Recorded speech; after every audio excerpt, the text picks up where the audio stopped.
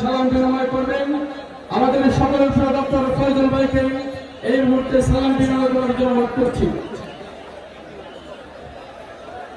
বিসমিল্লাহির রহমানির রহিম।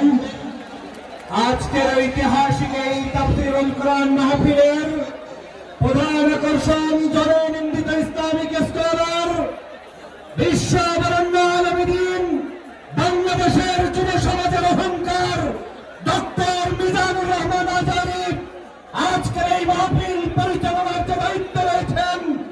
আজকের এই পেকুয়ার আপনাদের সকল উন্নয়নের মালিক জনাব মোহাম্মদ নিয়ামতুল্লাহ নিজামী সহ মঞ্চ উপবিষ্ট জাতীয় নেতৃবৃন্দ, ইসলামিক স্কলার, দল মত নির্বিশেষে এই অঞ্চলের বিভিন্ন নেতৃবৃন্দ, আসসালামু আলাইকুম ওয়া রাহমাতুল্লাহি ওয়া বারাকাতুহু। আজকের এই পেকুয়াবাসীকে ধন্যবাদ জানাতে চাই। আজকের পেকুয়াবাসী প্রমাণ করেছে আগামীর বাংলাদেশ ইসলামের বাংলাদেশ। আজকের এই পেকুয়াবাসী প্রমাণ করেছে আগামীর বাংলাদেশ কোন আধিপত্যবাদকে বিস্তার করতে দেওয়া হবে না।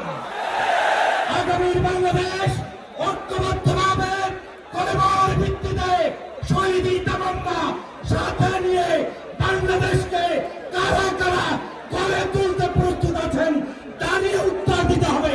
নারায়ে তাকবীর, নারায়ে তাকবীর, নারায়ে মাগে মুসলমান। আজকে সর্বশেষ বলতে চাই, বাংলাদেশ হচ্ছে শহীদের রক্তের বিনিময়ে অর্জিত বাংলাদেশ, শাহজালালের বাংলাদেশ, শাহজাহানের বাংলাদেশ, সাউদির বাংলাদেশ, 24 গণঅভ্যুত্থানে শহীদদের বাংলাদেশ।